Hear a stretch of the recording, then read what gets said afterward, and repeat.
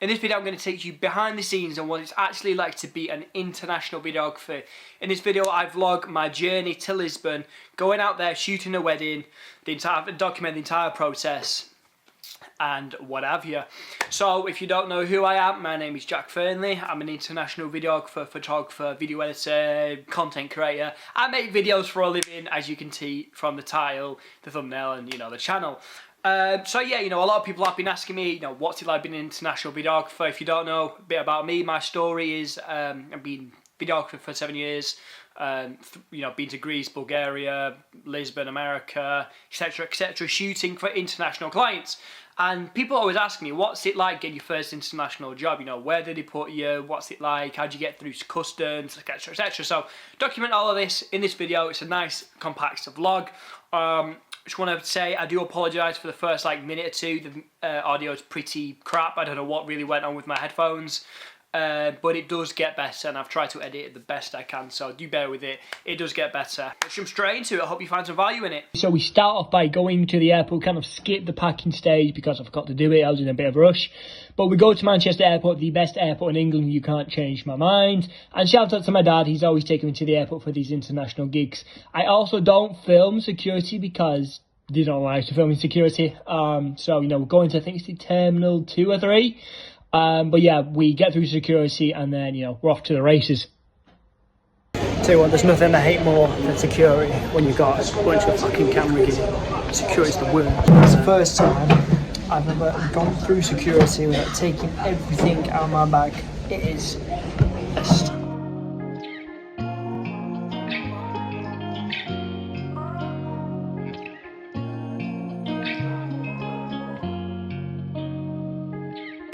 Your pro tip: if you're going to go work abroad, make sure you've got the correct adapters, because I got the wrong adapter and I was shitting bricks. I was like, shit, wrong adapter, but managed to get the right adapter. But pro tip: make sure you get the right adapter. But we've landed in Portugal. Now all we've got to do is wait for the Uber Bowl, whatever it's called, and we're off to the Gaff. Alright guys, we've landed at the Gaff. We are now in Portugal. Again, don't do what I did. Don't get the wrong USB because it will come back to bite you in the arse. And a lot of you ask me, because I've been to different countries over the years, where do you actually stay? It depends on the client. Most of them will kind of put you in an Airbnb or a hotel. This is what I've got at the moment, an Airbnb. Let me give you a bit of a tour. Oh, that's the front door. Lisbon, the front doors are very weird. They're very small, for small people. I'm not a small man, I'm a very big man. So let me zoom out. So this is the kitchen. This is where most of the time you'll be. When you are traveling as a videographer, standard bathroom. Now, this is basically what an Airbnb is. If you don't know what an Airbnb is, just a standard apartment, really. I'm absolutely knackered. At about a 3-hour flight, gonna go get there's a Mackey's down the road. I'm gonna go get Mackey's. Then I'm in The Hague. Then I'm gonna meet with a client tomorrow, talk some stuff, and then the day after that we've got the wedding. So yeah, check in with you tomorrow. It's the following day and we're going to go meet the client now. I'm going to take you guys with me. It's a nice sunny day out in Lisbon, but yeah, we're going to go meet the client and I'll take you guys with me. I'm led as it is. Let's go. Alright, we're out here in the gardens doing a bit of a location scouting. Behind us is a monastery where they are getting married. Then they're going to come here and have photos and videos. Then we're going to go to the second location. Again, I'll do a lot of PO stuff when we actually start filming. But with these things, you want to do a lot of location scouting when it comes to weddings, because you need to know where you're going. This place is beautiful. Yeah. Those are the actual prominent figures in Portuguese history. Yeah, really. So that is the monastery. Absolutely huge. I don't want to go to the back of it. It's just that part of there. Yeah, just that part of there. Then we're going to come out to the gardens, get some pictures, and then we're off to the second location. This place is beautiful. If the weather permits, it's forecast to rain, but Alright, we're here at the second location. I just rode the bike for the first time. The first time I tried to ride a bike was in Greece 2 years ago. And I nearly crashed into an old lady driving a car. You can safe to say I was not driving that bike again. But we're at the second location. And it's called the secret spot because, guess why? Because it's very, very secret. It's really, really nice. Like, so that's where you're going to be, in it, up there. You're going to be up there. So what I'm thinking now is the videographer going to be here when the sun goes down. So I'm thinking like we get some nice shots, and then you've got straight down there. It's the just a long, nice scenic thing. As a bit of a tip when you're shooting weddings or anything in general, always, like I said, scout out the location. Because you know, if I didn't come here, it'd be pretty hard to kind of piece together, because you always want to have an idea of what you're going to shoot. But yeah, no, this is a very, very nice venue. Might even do something with the trees, because the trees are really nice up there as well. But yeah, they've even got, where's he gone? Turtles, there we go. They've even got turtles. Wow. So this is like this is the edge of the venue, isn't it, over here? Yeah, look at that. So forecast to rain tomorrow, but we'll see if it does or doesn't. We've even got ducks, you know, ducks over there. But yeah, now this is a really, really nice venue. Yeah, I mean, if we're here at the bottom, thinking if we get a picture of you up there, kind of like kissing and embracing, the sun in the background, then we kind of do. I mean, that's a nice view as well, isn't it? Oh. Yeah, just a shame about the mud puddles as well, though, isn't it? But no, really, really nice. And when you're doing videos as well for couples, try look for like symmetrical stuff. See how it's straight down and then the pillars either side. Makes for a really, really nice picture and video. Tell me if you still love. It's 5 a.m. and I'm drunk right now. Tell me, can we still fuck? 101, I'm in the zone right now. Tell me, am I still?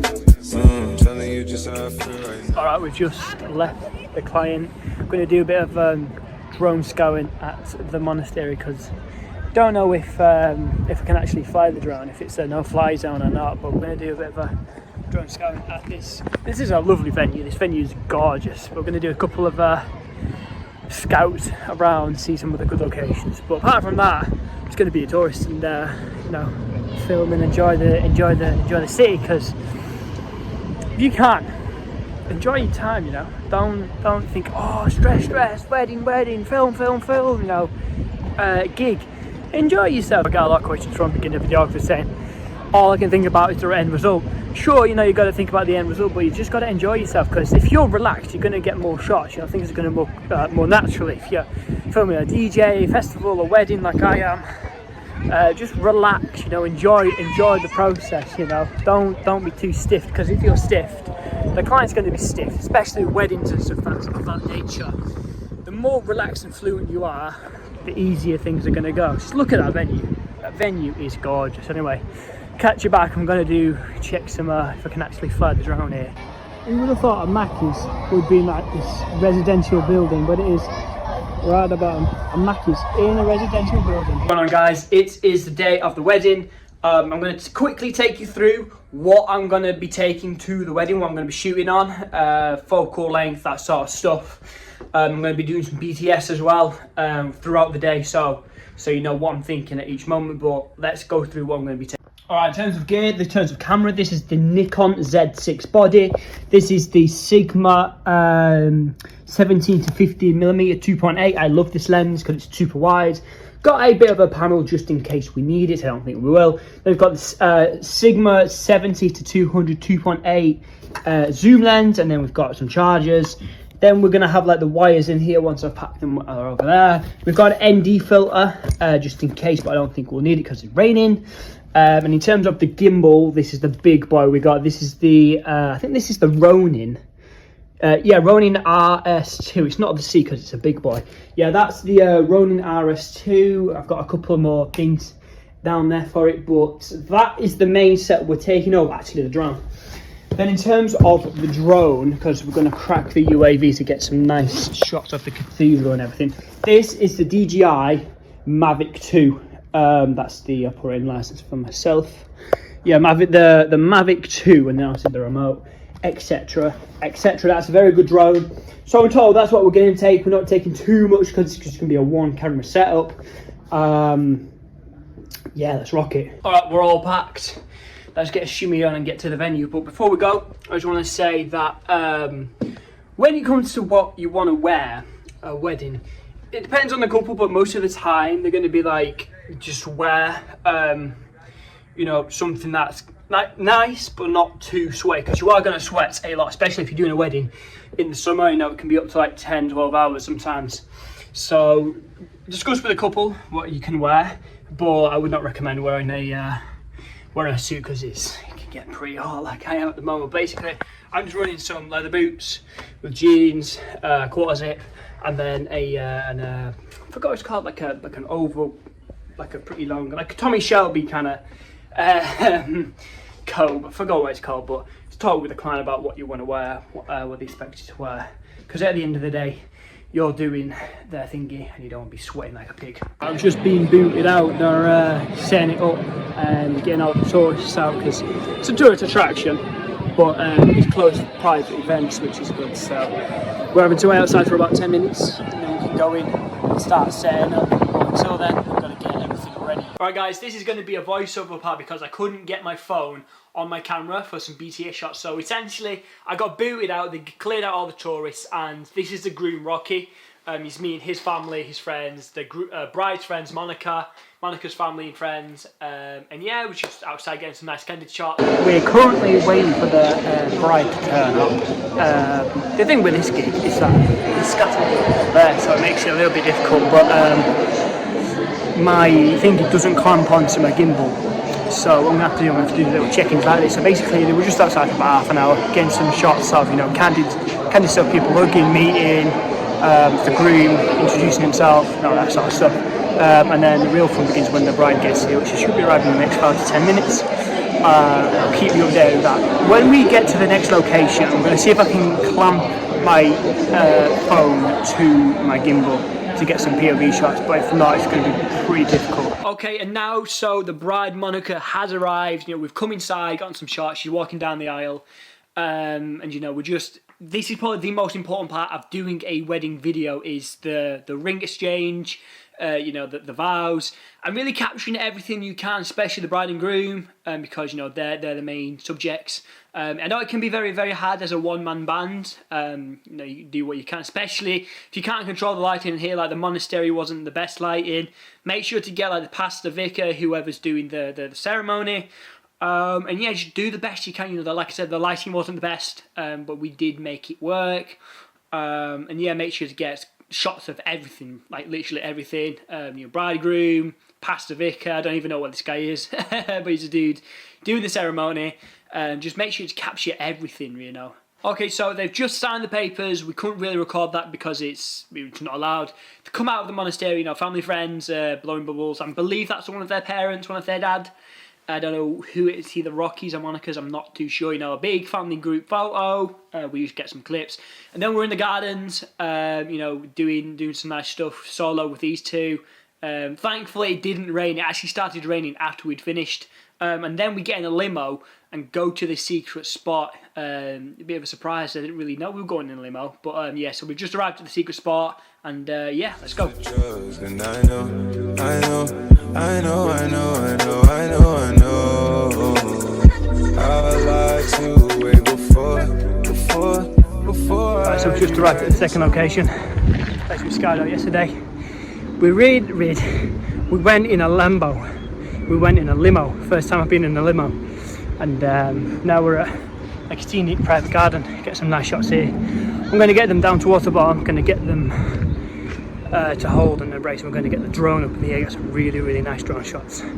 But yeah. So we're just doing some shots in the garden. It did start raining, so we had to cut it short, but we're just getting some extra nice shots, as you see here, some really, really nice shots. We've just finished in the gardens, now we're up in the venue, just mingling, having some cocktails, having some snacks before dinner. when it gets to this stage of like an event, a wedding, I like to swap out the 17 to 50mm for a big boy 70 to 200, because this is a time where you've got most of the like action shots, with people on the move. Now is the time where you get those intimate moments where they're mingling, chatting. You're mainly looking for smiles, laughs, that sort of stuff, maybe a kiss here and there. Just a good time, really, looking for the intimate moments, because they're contained within a venue. So this is time to get the nice 70, maybe 100, sometimes 200mm shots. This can last for about another half an hour, and then we're going to have some dinner. I don't think he wants anyone recording of the meeting. I'm going to start to mingle during then, but apart from then I'm still on the job. Bit of a tip as well, if you're going to get some shots with a big boy lens like this, try and avoid using a gimbal, because most gimbals can't handle the big boy lens. Mine especially can't. And if you're trying to, actually, let me show you. If you're gonna use no stabilizer, what I like to do, I like to use the dinosaur method. So what I do is, if I can frame this properly, is I lock my arms. So like this, lock up, bend your knees like that. So you're locking them like that. So it's a nice stable. Instead of like that, where your arms are all over, lock them in at the side and pan like that. And what that does is that creates a nice fluent, a nice stable shot, because you're using your body weight as the counterbalance to frame and stabilize the shot. At this point of the wedding, especially if you've been going all day, it does get pretty tiring. Like, I'm pretty knackered, but got a crack on. Thought I'd come out and do a bit of a quick update. I haven't been able to do any kind of like BTS, action shots.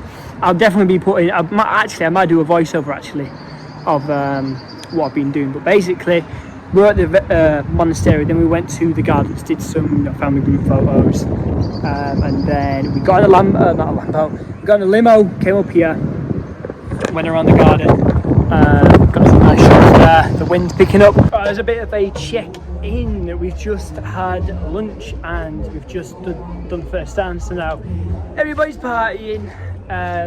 When you come to this kind of stage in the wedding, you've basically got all your content. The only thing you've really got left to capture is the cake cutting, and then anything else that may be requested by the client. But most of the time it's just, after lunch, most people are kind of stuffed and they're burning off the rest of the energy like they are now.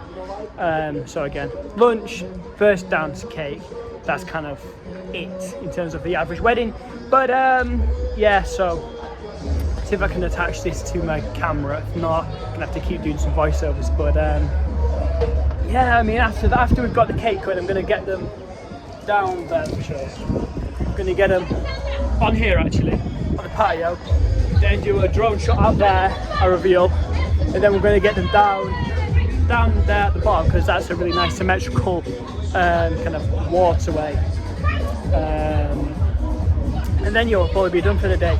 Then I'm in Portugal for a couple more days. But apart from that, that would be my first ever international wedding. But yeah, I mean, with these things, you just gotta talk to the client and know what they want, and then go from there. So this is going back a little bit. We finished in the garden, come inside, everybody sat down, we're doing some speeches, family, friends, very emotional, do a toast to it, and then we're with Rocky and Monica, practicing the first dance in the back room, private time with these two. I think the photographer left at this point, so it was just me. I got them all to myself. They're practicing a dance and then do a nice transition into actually doing the first dance. In front of family, friends, and everything. It was a really, really cute, cute dance. I forgot what song we chose, but it was really, really nice. And then, yeah, I think, if I remember correctly, we start busting out doing some moves. Everybody starts getting dancing, everybody's having a good time. Rocky didn't really want too much women of this part because he wanted me to just enjoy myself, but, some of these moves were just too good. Like, I'm pretty sure that is his brother or his cousin. We're just having a good time, I do eventually put the camera down, do get involved, but, cake cutting, And then yeah, just a bit of a wind down really. You know, throwing the flowers. I forgot what it's called. Whoever gets his guy getting married next. I'm not too sure. But then, you know, finished off with a really nice drone shot. This is very late in the night with Monica and Rocky, and then yeah, just kind of ended off really on a really nice drone shot with the date. Alright, we have just finished at the venue. We're now getting a ride home and we're going to have a nice Mackie D's and we're going to go for a shower, then we're off to bed. I mean, they're still going strong up there, but I'm knackered. Yeah, good time. I haven't been able to get any B-roll, so I'm going to do a bit of a voiceover for everything. I'll take you through what I've been thinking, but yeah, catch you later. Okay, that is the end of the vlog. I do hope you have found some value in this. Again, I do apologise for the microphone quality and some of the visuals because microphone wasn't behaving as well as I wanted it to. I will be vlogging some more stuff. I've got some more international work in the pipeline coming up in 2026. So if you do like these videos, I am going to be investing in a better vlogging camera. I just can't vlog with this camera, it's too heavy. But yeah, make sure to like, comment and subscribe. If you have any questions or if you want me to do any videos on the channel, do let me know. Always happy to help you guys. If you want to connect on Instagram, I've got 2 Instagrams, Jack Fernley and then jackfernley.mb4. So yeah, any questions, do let me know. And I do hope you have found some value in this. And Rocky, Monica, if you're watching this, I do hope you enjoyed your wedding video. And it was an absolute blast. Thank you for having me. See you later.